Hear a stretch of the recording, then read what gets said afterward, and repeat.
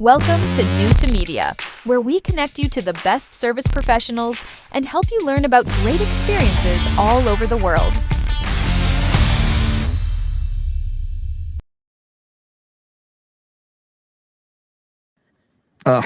Said take the day off, relax. Well, no, I didn't even know it was a holiday, and all the banks are closed, so it's like kind of. That's true. I forget about holidays anymore. I don't really care about holidays, and this one's this one's really confusing anyway. Yeah, and it's like, what are we? What? Who? Wait, what are we? Indigenous people, or is this Columbus, or what? Columbus it's like really how.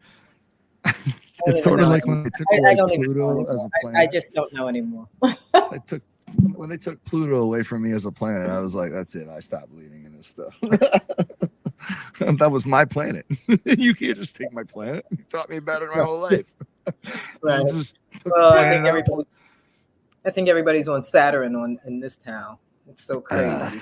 You're living upside down land over there. But hey, you come down to Florida too. Upside down land. You know, every world has its fun time. That's for sure. Yeah, but you also mix it up between what, Florida and Florida and Pennsylvania. I'm originally from Pennsylvania, so I do love Pennsylvania. It's like kind of turned to a cleaner New York City, but I love New York City. It's like Philadelphia is a metropolitan city, but it's not a cosmopolitan city, whereas New York is a metropolitan and cosmopolitan. Yeah, understood. But I can leave completely. Cosmopolitan back for a while sometimes and just do the metro. So it gets a bit much, right? They serve their purpose. Yeah, the Cosmo gets a bit much sometimes. Yeah, all the time, 24/7 is a bit much for sure. If you can mix it up the wrong way, right? Adjust, do what you must. It's okay. It gets edited, I think. Not by me again. I'm not the computer guy. I'm just the voice. The voice. So tell me, Jane Bond, do you use the 007 thing? Actually, I don't. Everybody else does, and it kind of drives me crazy. It really you can see a lot of uncreative people out there that are like trying their best to do something cute, but I also understand your real name. It's my real name, and I either get that's not your real name. You made that up, or I get what is your real name, or are you married to Come on. Tell me the truth. That's your stage name, right? Yeah, it is. It is. Actually, be like, I was actually, it's Janie Bond, and it's Janie, Janie, and my family calls me Janie only. But everyone that I ever said my name was Janie to shortened it. So I just left. They just decided they didn't want to call you Janie, it's right? Jane. Like, hey Jane, everybody calls you, when you're after a while you're like it's a little cooler. You don't want to be Jane. Yeah. You want to be Jane. Right. Right. And you then have to change it. The value of it. Well, it's sort of like for me, I've always I enjoy Christopher, and I think it sounds more me, formal, but formal, professional. I don't know, but me. And it's been shortened by society and the whole process of, one syllable words because we're so lazy. But at the same time, I'm at an age now where I'm kind of like, you know what? I'm gonna stand strong on this. And so my Instagram, my Twitter, my YouTube, everything, Christopher. Because I'm like, is it? Oh wow! I'm 46 years old. I can do what I want. I can be Batman. I was the opposite of that. Really? I'm almost 5'11", so. Yeah, my son's also, he's a Gabriel, and anytime anybody calls him Gabe, he goes, no, it's Gabriel, and he's 16. Really? Yeah, he's done this since he was 5.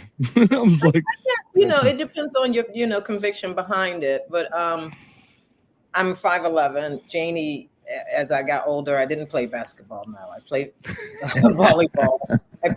I take it you get that question a lot. Yeah, no, that's one reason I didn't. I played volleyball. Icebreaker. Yeah, I played volleyball and I played track. I ran track and I really loved it. I stayed away from basketball because that was the obvious. I always go left when everybody goes right. What do you mean? What do you mean it's obvious? I bet you've only heard that like 3,000 times. Oh God! And are you married to James? Or was James your dad? Or how did you get that name? I'm like, oh my God. James, your dad. You're like, yeah. really? And James really? has always been. I mean, as I got older, I kind of fell in love with Jane, so that was different. And then as I got older, and people had expectations from the name itself because of the business, it started driving me crazy because the name kind of superseded the person after a while. It was just like, I'm a little more laid back than what you guys think, I started pulling my hair back. By the way, I love this picture. This picture right here is just so yeah. like, I was like, this is and amazing. That was that day, and it's so funny. I think I'm standing on a pond or something. I almost fell back. You almost fell on? Yeah, I almost fell in it. They caught that moment right before the crash. Yeah, I think I was at the Ritz-Carlton Hotel. Amazing. Taking the pictures. I just think it's such a boss photo. I was like, I like it already. Yeah, and I did like this. And the photographer was like, yeah. And then I was like, oh shit. And they caught that picture.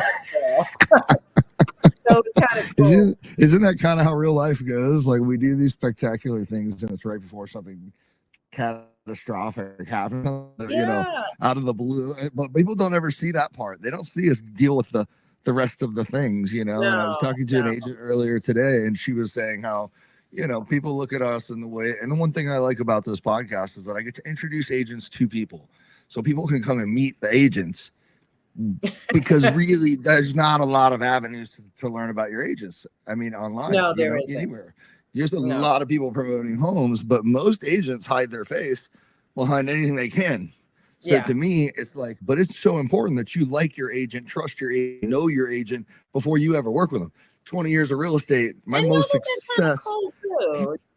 It's not just all about business, It's also developing relationships. Yeah, and when the business is over, we usually have a good time anyway, because I don't have a single client that I'm not still friends with. I'm not going to say I do. 20 years of real estate.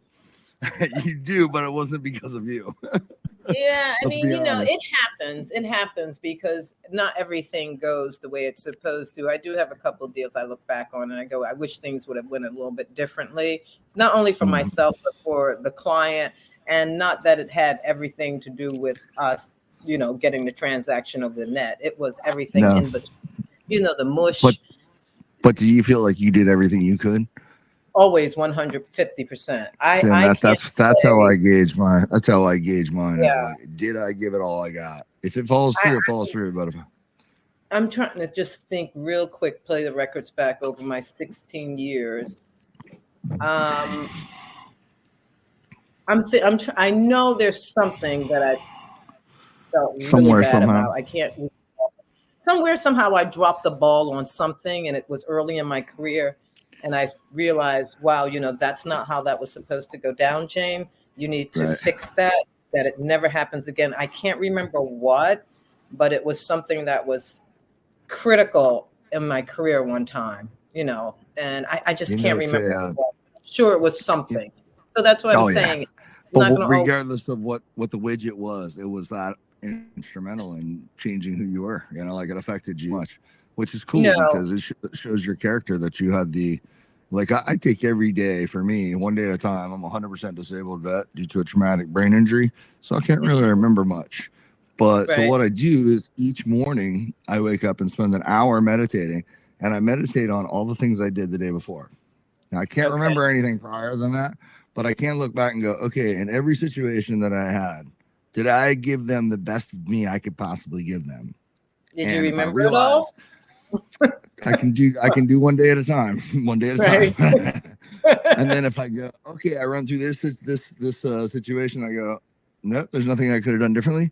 Cool. And then if I do run through one and I'm like, ooh, I probably should have handled that better. Maybe I'll send them a text or give them a call. I'm sure there was one, and I, thinking about it, I got this kind of sick feeling. I just can't remember what that was. Maybe it's not meant to be brought up. We'll let it go. I've done so many transactions in 16 years. The small ones are usually the ones that are the passion, and purpose pushing forward really hard for them. Oh my gosh, helping somebody for the first time home buyers. Not even the first time. I never really, it's so funny because I was out of Florida. I never really had any first time home buyers. Really? I was a buyer's agent for the first few years of my career until I realized, and the light bulb came on and I realized it was the listing that what you needed, like, right? No, it was the those listing. people over there are just filling out paperwork and sitting around. Yeah. And I'm over here running. Yeah, it was the listing. Everywhere. And I was like, you know what? The listings is everything. That's where you make your money and you build your career and you have a repeatable. So tell me about how did you get into real estate in the first place? And where did you start? New York? Did you start in Philly or did you start in Florida? I was reading all your responses. I was like, wow, she's got a lot. How did I start in 3 places? Actually, I started in Florida. Actually, I started in New York in 2002. And yeah, and that was after 9/11 and everything was going on.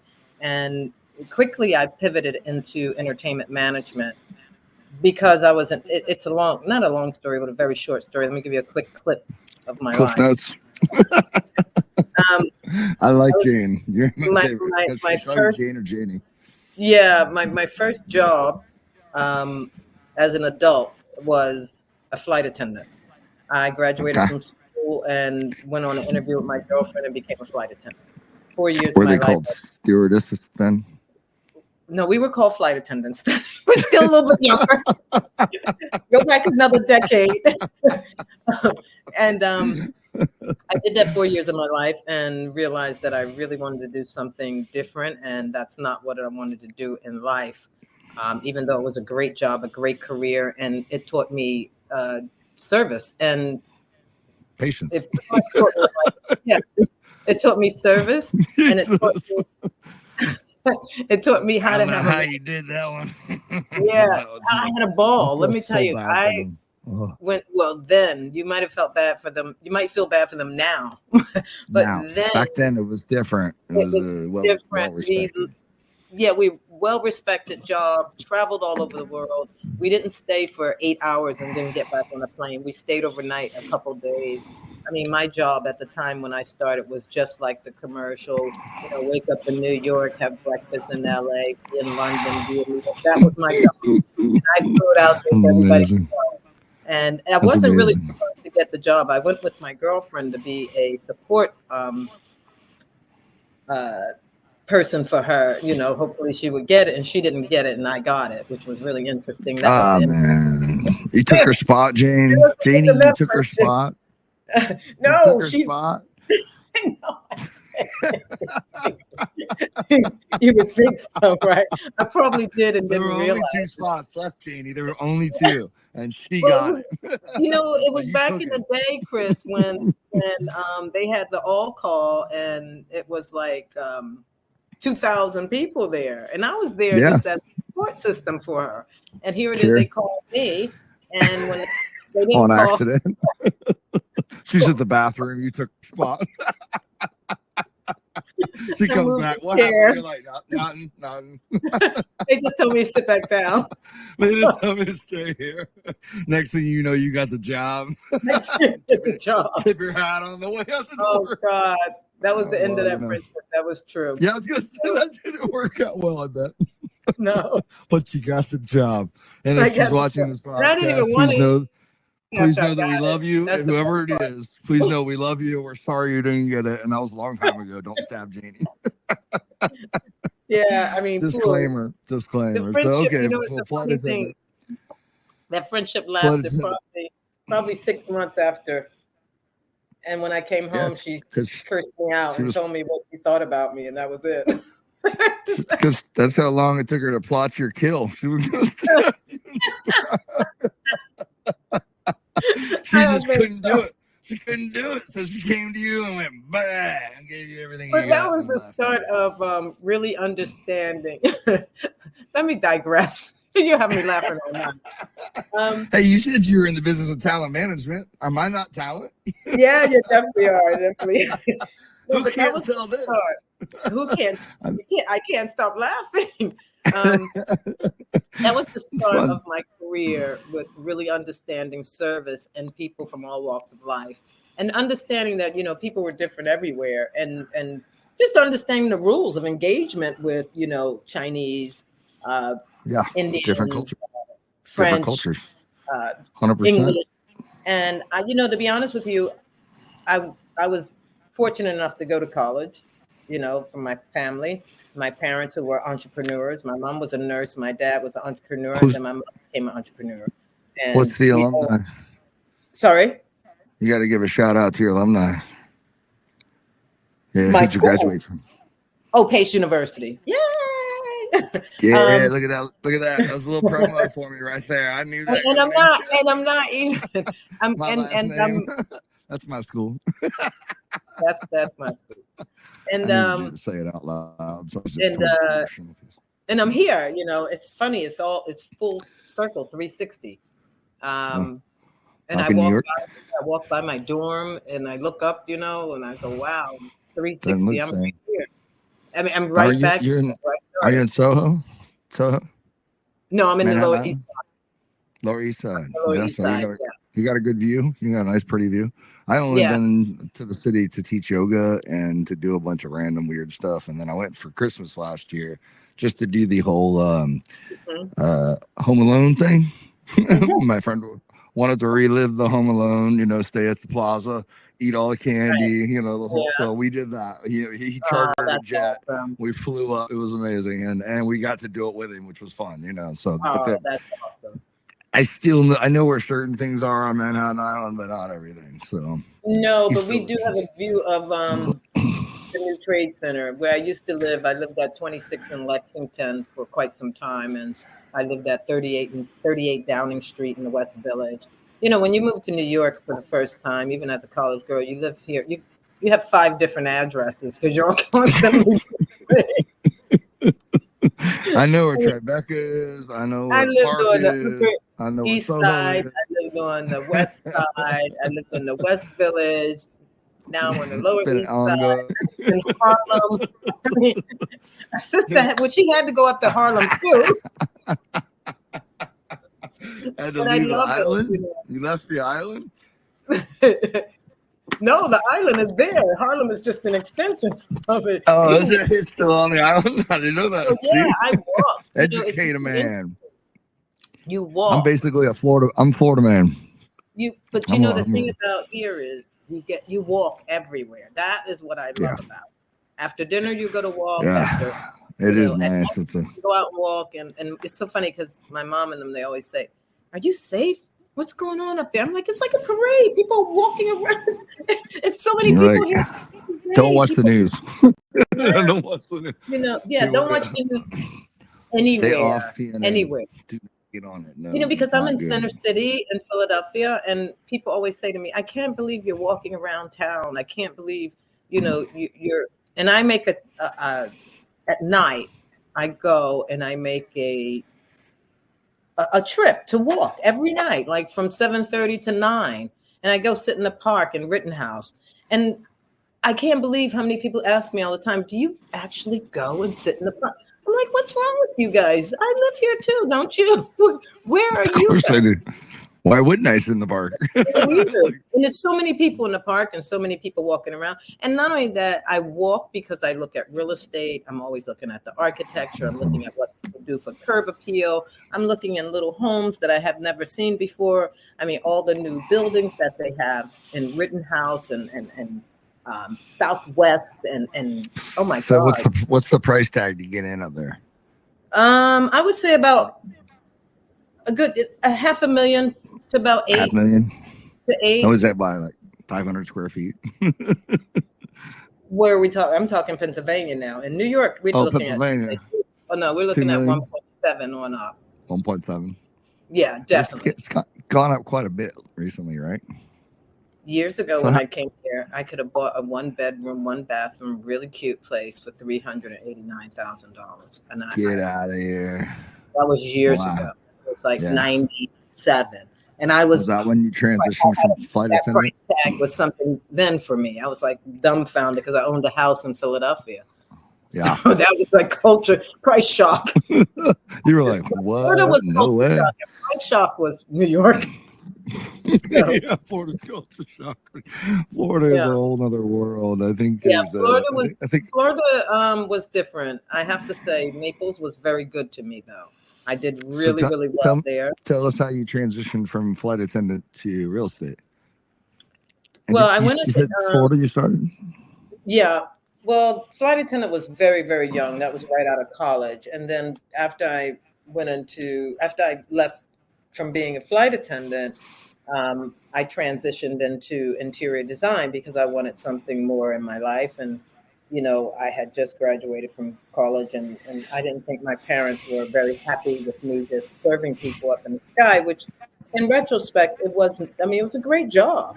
Absolutely. You know, but don't see things like that. They see it a little bit different. I don't want generationally, we never, every parent's serving people. They want you in a factory because that's really. Yeah, in their mind, I was a waitress after spending 4 years in college. So yeah, well, it's like we see people now, our kids, and we're like, no, you don't want to be an online programmer. We want you to be, because we don't know about this stuff, so we can't or you should go into real estate because that's what we did. But really, there's a lot better jobs out there now that you can do from home, like podcasting.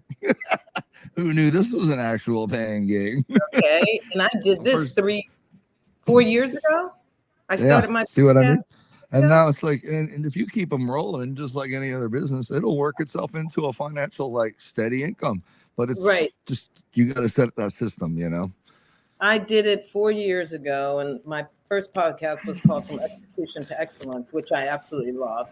But I need to, go where you asked me to. So, focus. Yeah, laser. So after that, I actually went into interior design. Loved it. Loved it. Traveling around the world, I saw a lot of beautiful quality as opposed to quantity, and I really understood what that meant and was able to separate the two and grow with that and became more and more engaged in understanding what that meant because of the travel and the people that I met and the people I was in their company, in their homes and traveling with them.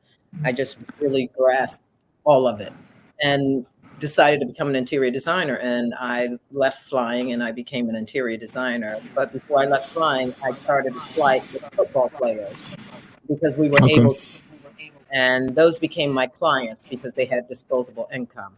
So, when you're NFL players. Yeah, when you're a finance major, you figure it out. Who has the money? Yes. Follow the money. So go there. Go there, and that's what I did. And actually, Jackie Walker from the Tampa Bay Buccaneers was one of my first clients. And he gave me my start. He was on one of the chartered flights. I guess he called himself liking me to give me a chance. And I actually went there and did the job. And from there, he gave me the Thomas. And let me see, who else was that? Wow, long time. Harry Swain became my client. He played for Denver Broncos, won the Super Bowl, played for San Diego Chargers, also played for the Ravens and won the Super Bowl. So he was a 3-time Super Bowl winner. And that gave me a real boost in my career as an interior designer. I got the front cover of Design Magazine. Nice. Home and Design Magazine. Nice, and then very nice. There, I started designing football players, basketball players, judges, lawyers, all kinds of people, which was really fun, and I made a lot of money. And it's a good thing. Yeah, I did. It was fun, and I have to say, it was I like fun. that ... ellipsis. And I had a good time. Really, just I have to connect it to my friend. She does the same thing now. She's doing that too. She's got kind of like she does high profile viewings of homes and does them privately and flies them in and makes sure nobody knows they're coming and all that kind of stuff. So similarly along the lines of escort. She's probably somebody's liaison, as far as she's in North Carolina, just moved to Charlotte. So, but she flies on, all over the place to do it. So it's kind of cool. You guys would probably connect. That's what I did.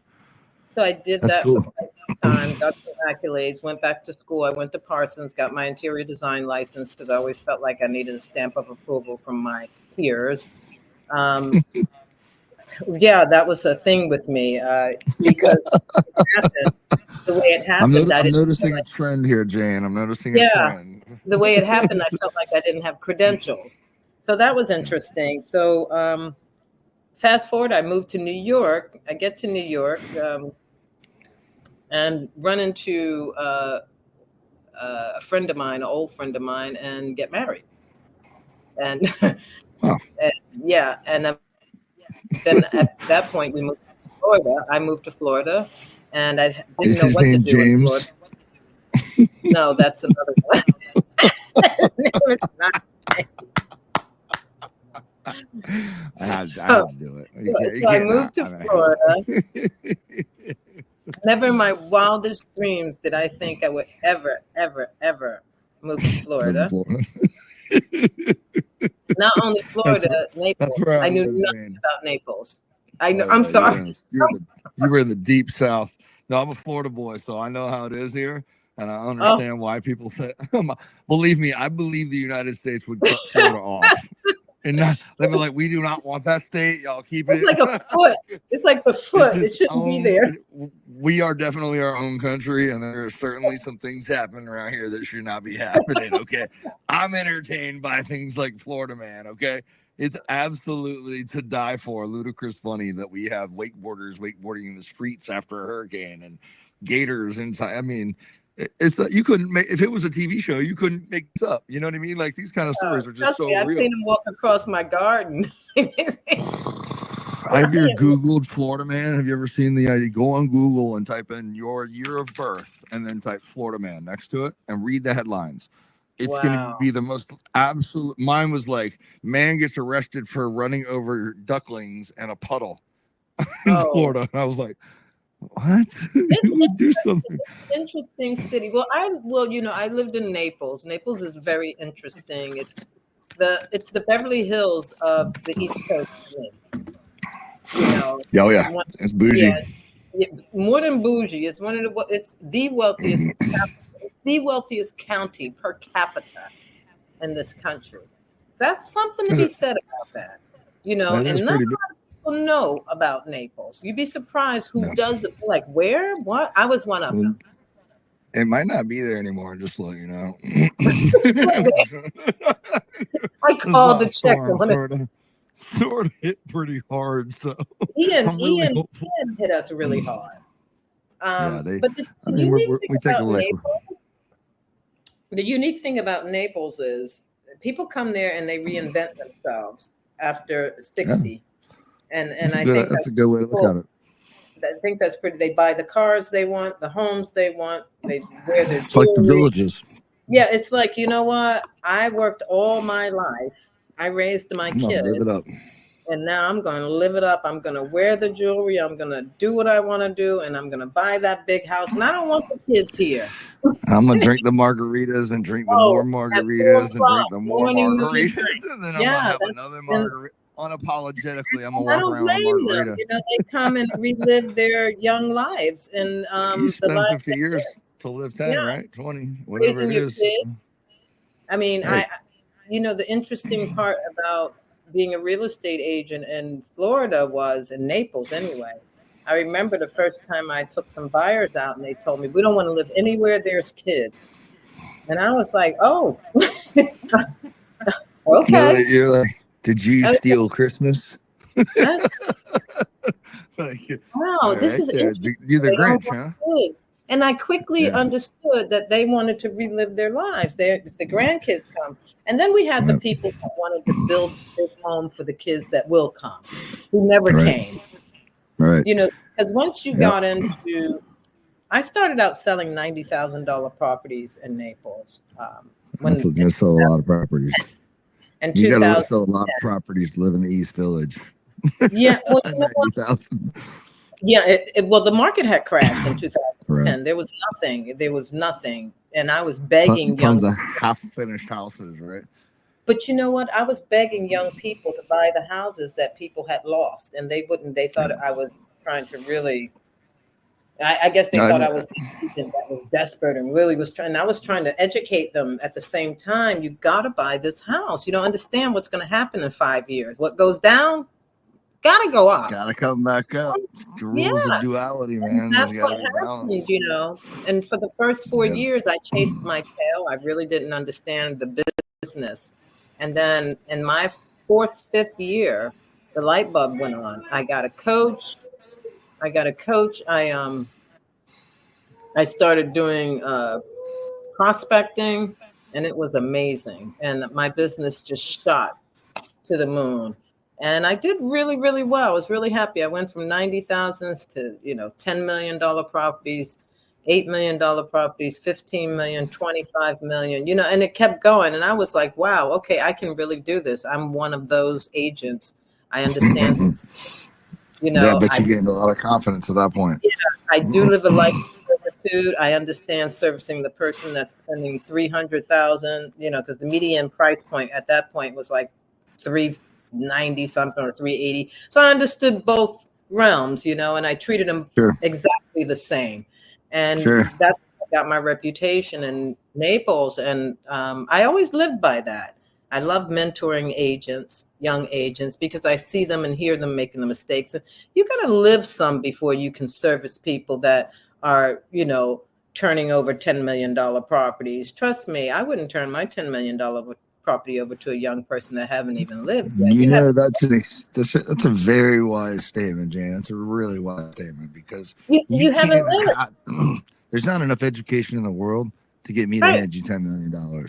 Without life experience and without confidence in yourself and the ability to look me in the eyes when you talk to me, I don't care how much education you have, you ain't getting my money. And so that's a very wise statement. $10 million. You're talking, and I try to tell the young agents. Heck, we could call it 1 million. It's still nope. Even 1 million. I want to see some depth. Kris, you know what? This is high finance. This is not, your grandmother's business anymore. It's high finance. You're handling people's biggest purchase they're ever going to make in their life, unless they're, some CEO and purchasing some 360 office building. That's something completely different. Exactly. But you're talking about somebody's personal asset, or even their biggest decision and biggest content. And trust me, they want to know if you understand what the return on that investment is, what that ROI was. You want to understand. Do you know what ROI means? Do you even understand this market? Because the biggest question I get is, how's the market change? And when they're asking how's the market, they don't want some generic answer, because most of the time, the people that are asking me, and I'm only speaking for myself, how's the market? They're being very specific. They want to know. They're using savvy people that have turned over of dollars, and they want to know if I know what I'm talking about. So I'm always what's happening in the world as far as real estate is concerned, and what's happening with the 50 basis points that we dropped, the 25 basis points. I can give them things that I know will become somewhat facts, but I'm not going to. What's the Treasury bond doing? So what are the T-bills? What's happening with that? How are they going? How are they understanding that? Yeah, and how is that going to affect my return on investment if I purchase now as opposed to waiting? I tell people there's no good market, there's no bad market, there's only the market. And there's only the market with the buyers and sellers that are willing to negotiate. That's the market. 100%. And whether or not you make that into a good or bad market is up to you. But it's only the market. My job is I can't sell homes. There's not enough buyers. Oh yeah. You know what? You have to think about it. My job is to get the intel and distribute it properly to the people that need to know, and take their funds and invest it for them so they can get the proper ROI that they're looking for. And that comes with investment properties also, as opposed to just residential and high-end residential. And for me, high-end residential is an investment no matter what, because they're usually second, third, and fourth. Oh, absolutely. Yeah. And they're not they're safe. Those are investments that are going to go up and they're going to be rebought.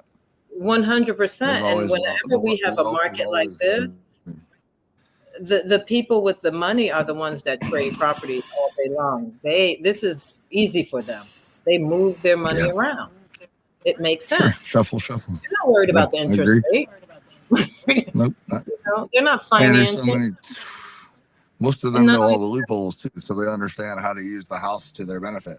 And not only that, I mean, don't let's not forget, wealthy people like inexpensive money too, depending on what they want to do with it. Other people's money is the best type of money to utilize in any economy. That's what every investor tells you, right? Don't never use your own money. Right. And you don't have to, but don't borrow and not be wise enough that you can't pay it back. That's the problem. Right. Good advice also. Right. Good advice also. Yeah, with that being said, Florida, like I said, Florida was good to me, but it was time for me to kind of uproot myself and open my market and my mindset to other markets. Pennsylvania is where I came from. I was born and raised there. New York is where I kind of grew up and traveled the world from. That was my runway or liftoff pad. And taught me a hell of a lot, from going to school there to becoming a flight attendant, to full circle coming back here. And I don't think I would really go into any other type of financial business at this point in my life, but real estate. Real estate is a vehicle. Selling real estate is and investing in real estate to make the money. It's a vehicle that changes your bank account, changes your lifestyle, changes your whole family structure. It will make you can have a life. I mean, if you do the job, you do the business. It can create generational wealth, Oh my, well, yeah. But also a happiness and a level of safety in your life that most people never experience, and that's a big deal. I personally want you to go back into talent management because I want to have a manager. named Jane Bond.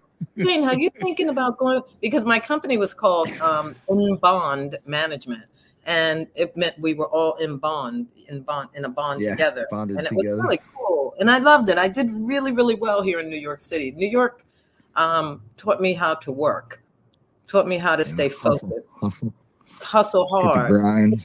Yeah. Let me tell you the amount. It shows too. Look at all the stuff you've done. Look at all the places and all the things. And it makes you want to do even more. And I have to say, being in a city like this, the energy level is to the roof, and it's you really feel like there's nothing you can do. You can't do. There's nothing you can't do if you put your mind to it. And the degree of separation is phenomenal. Right. You just have to have your ear to the ground and know what's going on and be able to show up. Exactly. And be willing to, no matter what. Be willing to do what it takes to get what you need. Exactly. Within the restraints of. A lot of people want it handed it to them, or they don't want to do the hard work when it's necessary, or they don't want to work after hours. In the world, because I'll tell you, when I was climbing, and I have to do some climbing here too in New York City. This is a different market for me. I never sold real estate here, but I'm up for the challenge. I'm always up for the challenge. That's what makes me tick. Oh, I don't think you're going to have any problem, Jane. I think you're going to do just fine. You think about that talent manager. That's the thing that you But I have to say, Kris, it's a different world with work ethics. Like I said, New York taught me how to work. Like I worked my ass off in this city, and I worked my ass off in Naples to get to where I needed to be, listen, I was telling a friend of mine today, they made a comment about someone, and I think the person was like, you have to do what you need to do to get where you want, and blah, blah, blah. And I was like,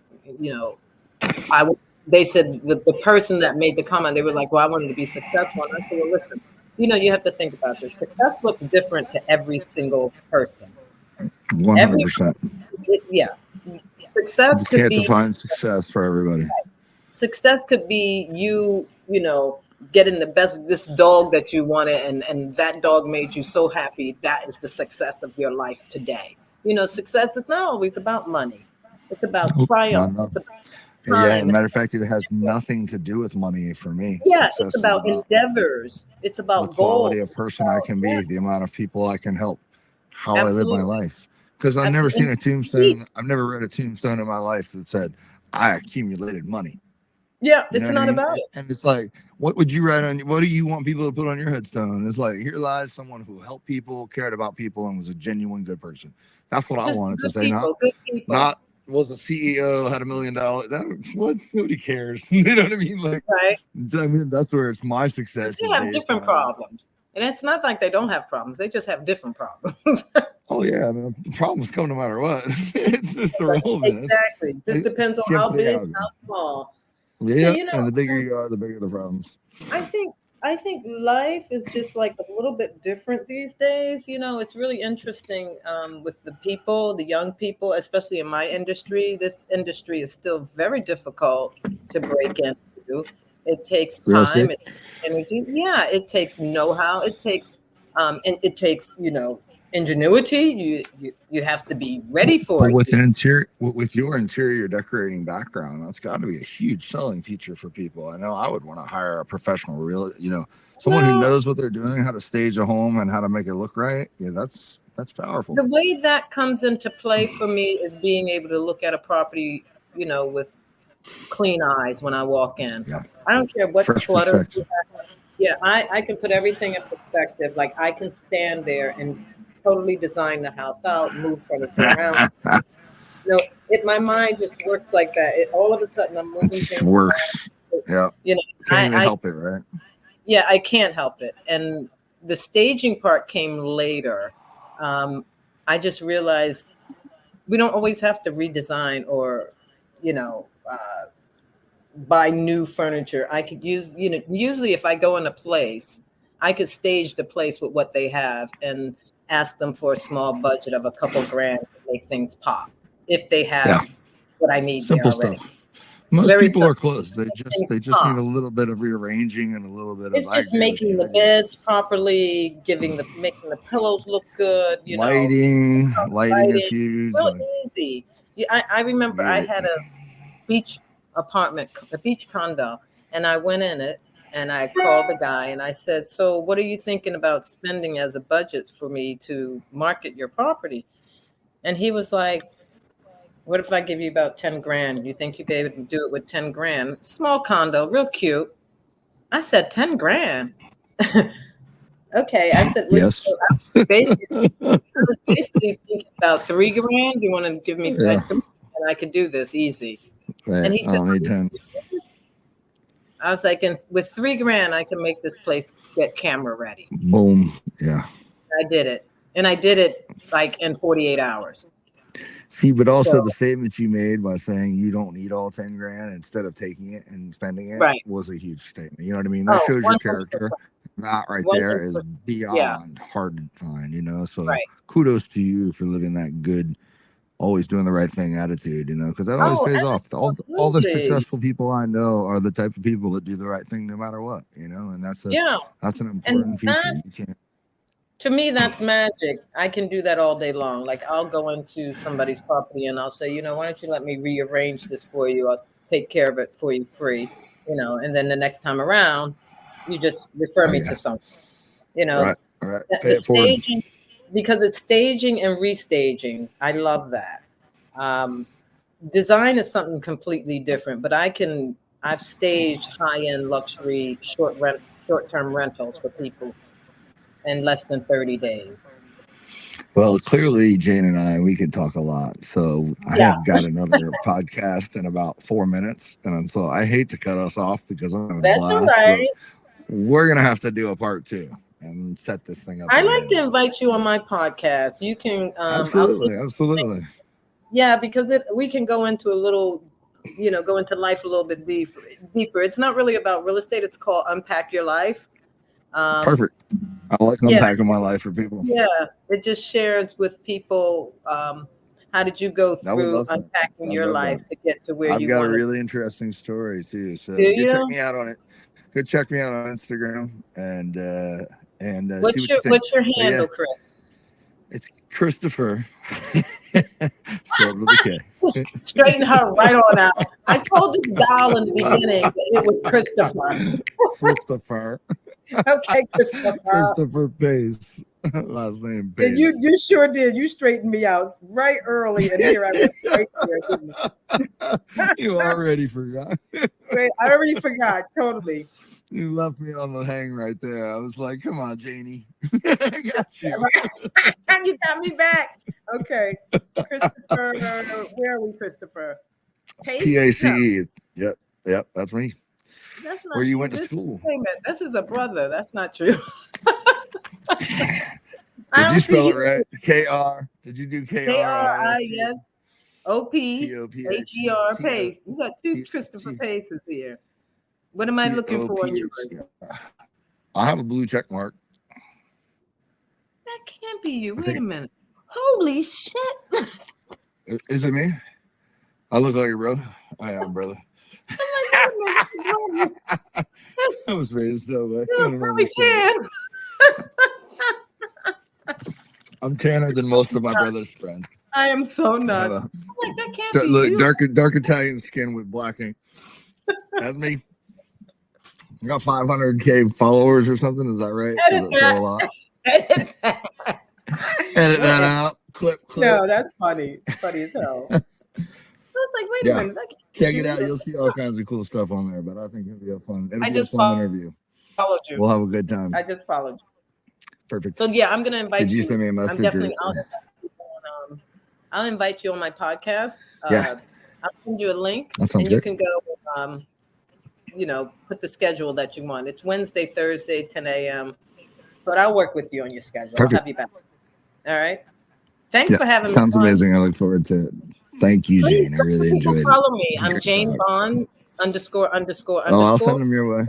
All of it's going on all my pages. I got over 1 million people. Yeah. I got them. Come on, Don't worry. They're on their way. Namaste, my friend. Namaste, Christopher. That's it. That's my girl. Bye-bye. Have a wonderful day. You too. Let's go.